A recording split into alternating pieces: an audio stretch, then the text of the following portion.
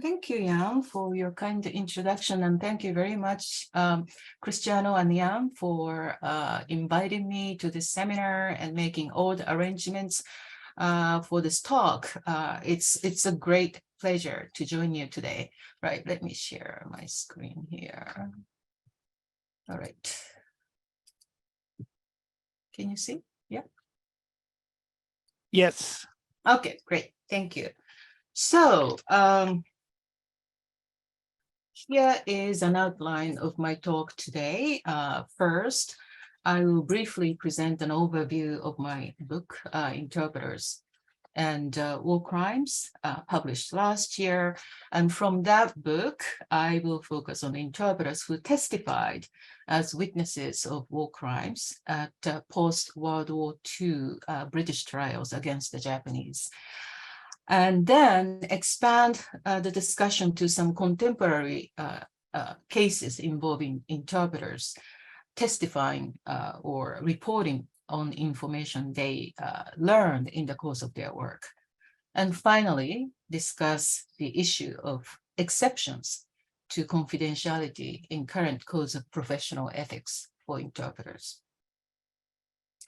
So I'm basically interested in what kinds of people become interpreters and translators and how they become interpreters and translators. So I've been studying training issues and social and cultural aspects of the profession of interpreters and translators and history of interpreters or translation. In particular, I have been focusing on interpreters in war and conflict against the backdrop of the wars of in the former Yugoslavia, Afghanistan and Iraq, post-conflict humanitarian operations and war crimes trials at the international tribunals. Close attention has been paid to interpreters in context of war and conflict for the past, I would say, 2 decades. There has been a steady output of scholarly work on a variety of topics, such as policy, training, and ethical issues. I must say that Professor Moira Inghileri at University of Massachusetts at Amherst has been a leading scholar in this field, as you know. So as we examine issues faced by interpreters in conflict at present, I believe that historical studies can enhance our understanding of current practice. So I have been studying translation and interpreting phenomena from the Asia-Pacific War and the post-war occupation period in the Japanese context, as it entails a number of intriguing and important topics, such as interpreters as war criminals, Nisei, second-generation Japanese American or heritage language speakers as interpreters. These are, I believe, relevant to situations faced by interpreters in present-day military conflicts and beyond. So my book, Interpreters and War Crimes, published last year, concerns interpreters in British war crimes trials against the Japanese, which took place from 1946 to 1949 in 10 locations in Asia. So the primary reason for choosing the British trials is that they resulted in at least 38 convictions of interpreters, more than any other allied nations' trials. So these British cases also demonstrate the diversity of interpreters' backgrounds, including individuals identified as Taiwanese, Japanese American, and Japanese Canadian, which suggest unique power dynamics to consider in understanding the interpreter's behavior. Further, the trial had some interpreters as witnesses of war crimes, and they testified what they saw in the course of their work at the trials. So the book consists of two main parts. Part one provides detailed descriptions of the backgrounds of the accused interpreters, the charges against them, their defenses and verdicts. And part two presents more like a theoretical reflections or analysis on some issues that emerge through the examination in part one. Namely, I discuss embedded interpreters, proximity and visibility within military encounters, and the individual interpreters' responsibilities and ethical choices in the context of war crimes. Today, I would like to draw on the chapter on interpreters as witnesses of crimes to discuss issues of confidentiality interpreters face at the present time. So at the British trials, there were wartime interpreters associated with the Japanese military who provided evidence for the prosecution as eyewitnesses of war crimes during the pre-trial investigations and trial proceedings. Although the confidentiality expected of professional interpreters today cannot be expected of these untrained ad hoc interpreters in extraordinary circumstances such as war, I believe attention should be paid to the implications of interpreters testifying and reporting on unlawful or potentially unlawful acts they witness in the course of their work. So of the 39 wartime interpreters prosecuted at the British trials, about half of them provided incriminating evidence against their former superiors and other members of their units, including details of various torture methods employed by the Japanese military. And all these people who testified were civilian interpreters. There were 3 interpreter defendants who had military rank, but none of them testified against their superiors and their members, the other members of their units. So among those testified for the prosecution, there were 4 Japanese civilian interpreters, and they were all foreign-born. They were recognized as Japanese, but 2 of them were born actually in the United States, 1 in Canada, and 1 in Singapore. And about 60% of the Taiwanese defendants, Taiwan was under Japanese colonial rule, and they were mobilized for Japanese war efforts. So about 60%. And if you are wondering why Taiwanese, perhaps I can answer that during the Q&A session. But I'm going to go ahead and talk about witnesses. About 60% of the Taiwanese defendants testified against their Japanese superiors as well. So besides these defendants, several local civilians in Japanese occupying regions who used to work as interpreters for the Japanese military testified for the prosecution side as eyewitnesses of Japanese war crimes. So defendants were non-defendants. These wartime interpreters were presumably effective witnesses because of their close proximity to the alleged crime scenes and their understanding of the languages used by the parties involved. These profiles of the interpreters' witnesses could suggest that foreign-born Japanese and Taiwanese civilian interpreters may have felt less bound by the normative behavior of Japanese soldiers, or did not feel a strong allegiance to the Japanese military, to the extent that they would feel obligated to withhold evidence disadvantageous to their former superiors and other members of their military units.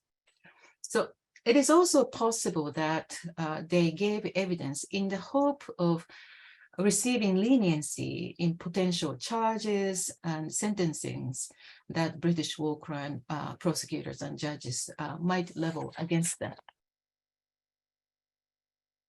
As for locals, they may have offered evidence of Japanese war crimes, at least partly in order to escape prosecution themselves or earn leniency if prosecuted in local courts, and to mitigate their compatriots' view of them as traitors. Although some Japanese defendants were bitter about the betrayal of these locals who were under their employment, for those former interpreters, it was probably just a matter of survival to align with the group in power, the Japanese during the wartime and the British thereafter. The cases I examined suggest that the degree of allegiance to the nation or military institution could become a factor in how interpreters behave when pressed to give potentially incriminating information. For military employers, although interpreters' linguistic, cultural, social, and geographical knowledge of foreign conflict zones is crucial, the very backgrounds that formed the basis of this knowledge breed concern about interpreters' loyalty. So during one of my previous lectures on this topic, British Navy officer was in the audience. So this was actually, I must confess, this part of my book was not something I originally aimed for, the interpreters as witnesses, but I was 6-7 years ago, I was giving a lecture or talk at Cambridge. And then there was a British Royal Navy officer who did two tours of duty in Afghanistan and had experience of using local interpreters there. And he basically mentioned that, so we can't hire local interpreters. And it didn't, it never occurred to me that, that kind of thinking. So he was basically saying that, if you hire local interpreter, there is a potential risk of them revealing what the military employer did or do. So that's why I started paying attention to this aspect of war crimes trials. But anyway, with the British Ministry of Defense having announced a £54 million tender for language services last year, it is apparent that the British military will continue depending on private contractors for translation and interpreting services.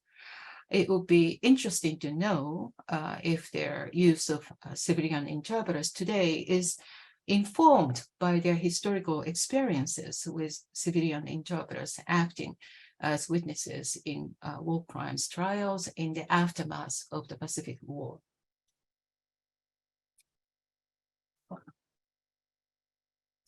So in contemporary contexts, attention should be paid to two cases in which the issue of compelling an interpreter to give evidence was discussed in criminal legal proceedings.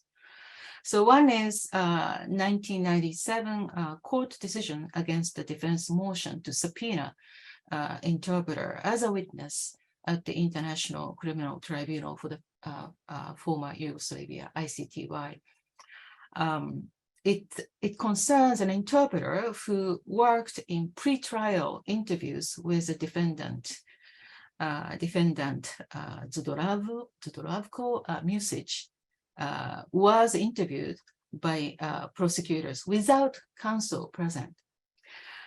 The interpreter was a staff interpreter at ICTY.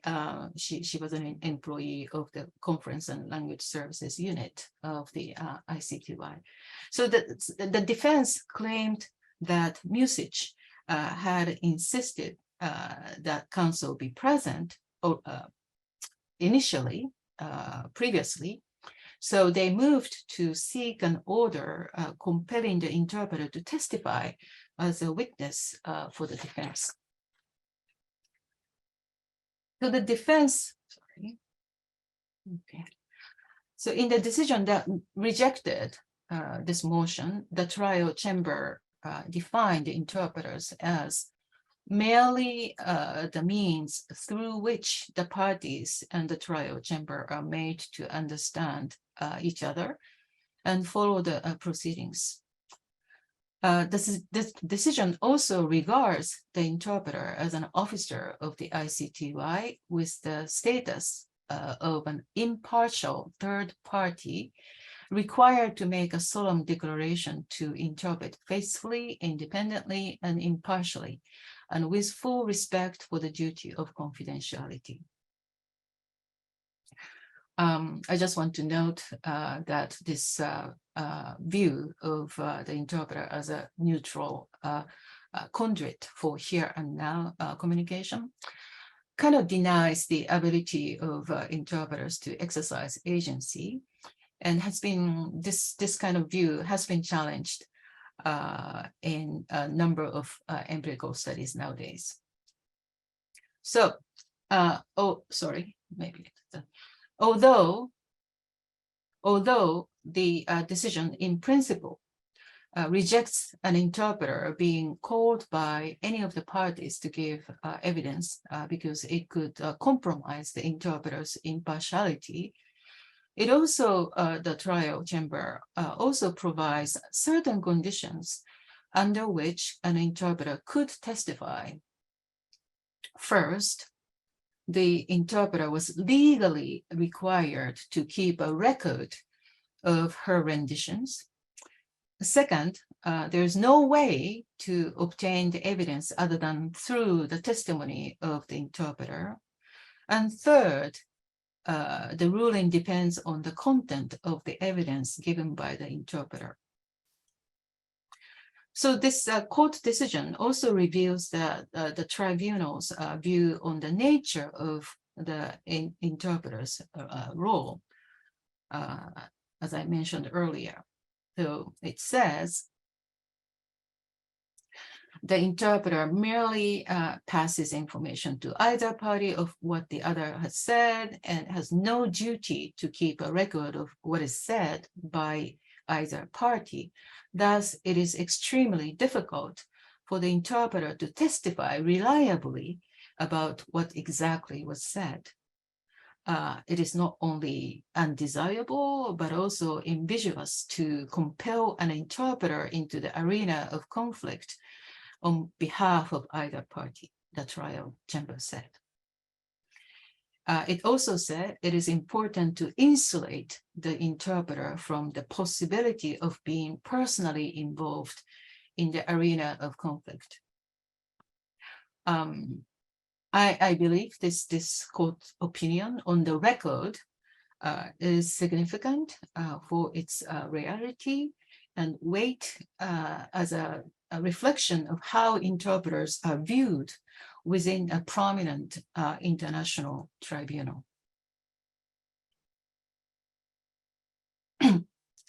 So another example of interpreters possibly giving evidence in legal proceedings as eyewitnesses is the Ramiz bin al-Shib case at the US military commissions in Guantanamo Bay.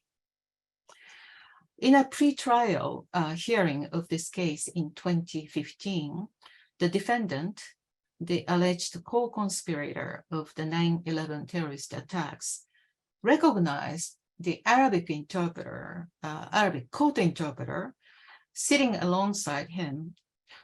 He was indeed the same interpreter Bin al-Shir and other 9/11 defendants encountered while being detained and tortured in black sites. So the defense sought an open court testimony of this interpreter who might be able to give eyewitness evidence on the torture Bin al-Shir and other defendants suffered, and explain how he became an interpreter of the defense team. So the prosecution, on the other hand, insisted on keeping the examination of the interpreter closed and restricted as much as possible due to the possibility of classified information being revealed, thereby compromising national security, the interpreter's identity, and the safety of the interpreter and his family. As of today, to my knowledge, there is no record available that indicates that this interpreter has been examined. Although these cases, ICTY, opinion, and Guantanamo case, did not attract much attention from the professional interpreter community, there have been instances concerning confidentiality that generated vigorous debate among interpreters. The 2008 case of Erik Camayd-Freixas spurred active discussion among professional interpreters on maintaining or breaking confidentiality when abuse and injustice are revealed in the course of interpreting. I believe Professor Camayd-Freixas was one of the previous speakers for this seminar series, and perhaps many of you already know about this case, but just in case, Camayd-Freixas, a federally certified Spanish interpreter, worked in immigration prosecutions in Iowa. While on interpreting duty, he became concerned that the rights of over 300 migrant workers were being violated, and wrote a personal account of what he witnessed after the case was closed. So this essay attracted great attention from communities of professional interpreters, legal professionals, and the media.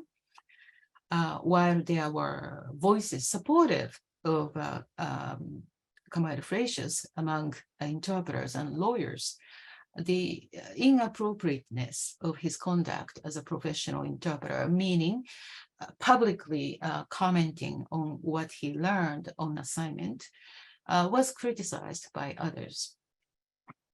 So in response to criticisms around the conflict of interest and confidentiality, Camayd-Freixas defended his action, arguing for interpreters' professional discretion in ethical decision-making and interpreters' rights and responsibility as officers of the court and citizens, while also calling for professional organizations to revisit their current codes of ethics.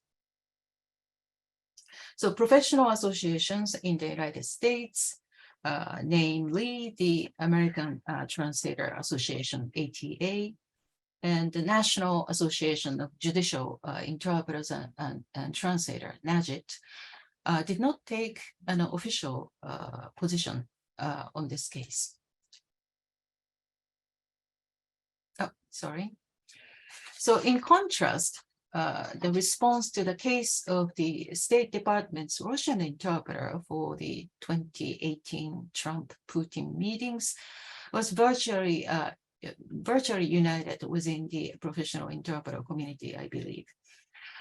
While the Camayd-Freixas case concerns interpreters' individual decision to violate confidentiality, the interpreter in this case was potentially being subpoenaed by members of the US Congress, hoping to obtain undisclosed content of Trump-Putin meetings through her testimony and interpreting notes. In this case of an interpreter not asserting her own agency, but rather being pressured by political forces to violate confidentiality. Professional interpreters expressed strong opposition. They argued that it would set a dangerous precedent that might affect future diplomatic talks and harm public trust in the profession of interpreting as a whole. They also drew attention to the fact that interpreters' notes are to aid short-term memory and not for record keeping, and thus would be useless for recalling the exact words said in the meetings. So major professional organizations such as the International Association of Conference Interpreters, ICTY, and the International Federation of Translators, FIT, issued statements to reiterate the principle of confidentiality enshrined in their codes of ethics. On the other hand, political commentator David Frum, for example, argued for subpoenaing the Russian interpreter because this is, he said, very possibly the worst scandal in the history of the US government. So this view suggests that it is justified for an interpreter to divulge confidential information if it impacts matters of far-reaching significance like national security. So despite the active debate on professional confidentiality concerning the Russian interpreter, there are few reflections concerning what circumstances might justify the disclosure of information interpreters learn while on duty. One exception is Edgar Weiser, ICTY member, who pointed out that an interpreter who learns of the planning of a crime or is suspected of as an accomplice in a crime such as child abuse may be subject to examination. And he suggests that perhaps interpreters can learn from ethical codes for other professionals, such as journalists. So on this topic, exceptions to confidentiality, let us go over various professional codes of ethics for interpreters. Different professional organizations for interpreters and translators have their own codes of ethics addressing needs and requirements specific to a given sector. So among them, one principle universally subscribed to is that of confidentiality. So every code of ethics for interpreters has a code of confidentiality. But under the confidentiality clauses, some codes do include or refer to exceptions and others don't. So let's take a look. First, the ICTY Code of Professional Ethics and NAJIT Code of Ethics and Professional Practice do not refer to exceptions to confidentiality at all. The ATA Code of Ethics and Professional Practice does not explicitly mention exceptions, but it says, it goes without saying that translators and interpreters adhere to all existing international, federal, or state laws or acts concerning confidentiality, for example, HIPAA in the medical arena. So I should note that HIPAA, the Health Information Portability and Accountability Act, does include references to confidentiality, such as required by law and for the sake of healthcare operations.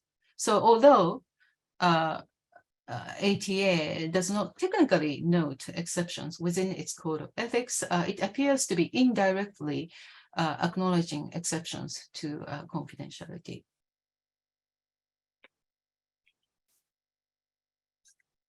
So here, I just want to draw your attention to a resolution issued by ATA and NAJIT in 2007, which concerns exceptions to confidentiality. So the resolution condemning and deploring torture adopted in 2007 by ATA and NAJIT has a clause requiring their members to report any torture they become aware of. So the resolution states, ATA or NAJIT, explicitly defines knowing participation in or facilitation or countenancing of or cooperation with or failure to report torture or other mental or physical abuse and degradation of any human being as unethical behavior that violates their code of ethics. And they require that its members who become aware that torture has occurred, is occurring, or is intended, promptly report those facts to a person or persons capable of taking preventive or corrective action. So here, attention should be paid to the fact that these associations consider an interpreter's failure to report torture and abuse as unethical, thus acknowledging exceptions to confidentiality. So now let's look at codes that do refer to exceptions to confidentiality. So the Code of Professional Conduct set forth by the National Association of the Deaf and the Registry of Interpreters for the Deaf explicitly states under confidentiality, exceptions to confidentiality include, for example, federal and state laws requiring mandatory reporting of abuse or threats of suicide or responding to subpoenas. Since this is organized by UMass, let's look at the Massachusetts Code of Professional Conduct for court interpreters for the trial court.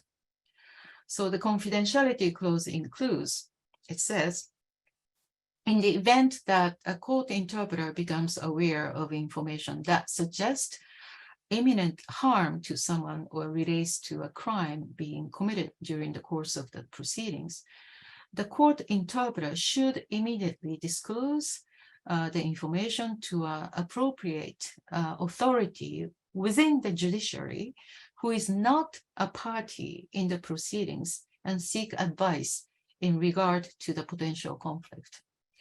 So here it gives not just when, but also how interpreters should report.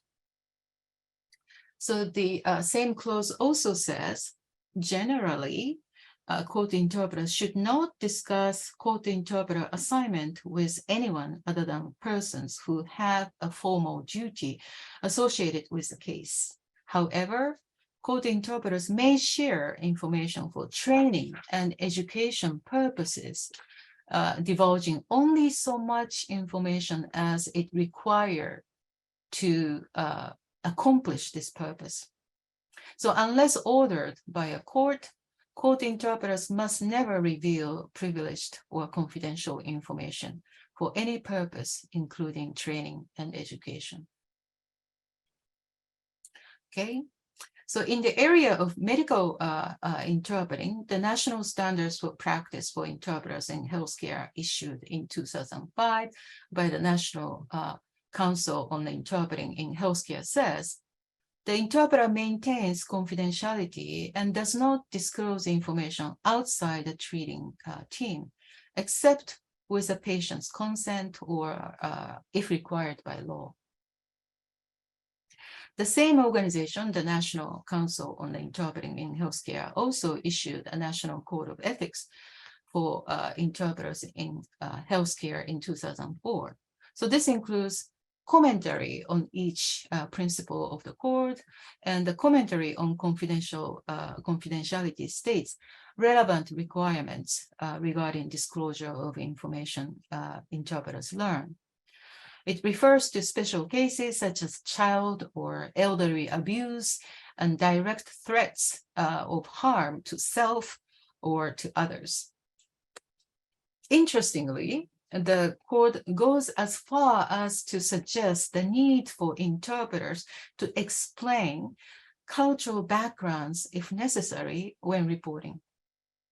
It says, they also have the added responsibility to let those to whom they report such information know when the signs of abuse or indicators of potential harm could be confounded by cultural factors, so that a proper investigation can be made in a way that respects cultural differences. So it's added responsibility. And finally, the ethics and standards for the community interpreter developed by the community interpreter, or TCI, also provides 4 conditions for exceptions to confidentiality and lays out examples for that. So the community interpreter should not disclose private information unless one of 4 conditions pertain. It says, A, the service user has given explicit permission for disclosure. B, a law, statute, legal requirement, or workplace requirement compels the interpreter to disclose confidential information. C, the interpreter has signed an agency or interagency confidentiality agreement permitting the interpreter and the group of service providers to communicate information with one another about the service user. And D, the information disclosed is relevant for the service being provided and the service user's health, well-being, or safety. And it gives 2 examples. And example 1 says, after interpreting for a rape survivor and the therapist, Anna received a subpoena to testify in court about the session. A lawyer for the sexual assault center informed Anna that she was legally required to testify. Anna testified only after she made sure she understood why she was legally required to do so. Example 2, a patient told Zera in private that he had a sexually transmitted infection, but asked Zera not to tell the doctor about it. Zera had to share the diagnosis with the patient's doctor because the diagnosis was vital for the patient's treatment plan. Okay, so we know that some current codes of ethics for interpreters do acknowledge exceptions to confidentiality. Presumably, these exceptions were developed in line with the mandatory reporting statutes and other exceptions provided for professions such as physicians, nurses, therapists, and social workers. One significant difference, I might say, between these professions and interpreting is that while these professionals may gather information on their clients, analyze and keep records over the course of their engagements with the clients, interpreters' tasks do not involve record keeping under normal circumstances. Interpreters may be able to give an initial reporting of suspected abuse, for example, but without keeping records, interpreters should not be expected to remember the content of every communication they facilitate. As we all know, notes interpreters take for interpreting are not verbatim, but usually consist of symbols and keywords to support short-term memory and communication for here and now, and are thus unlikely to be of much use for later reference.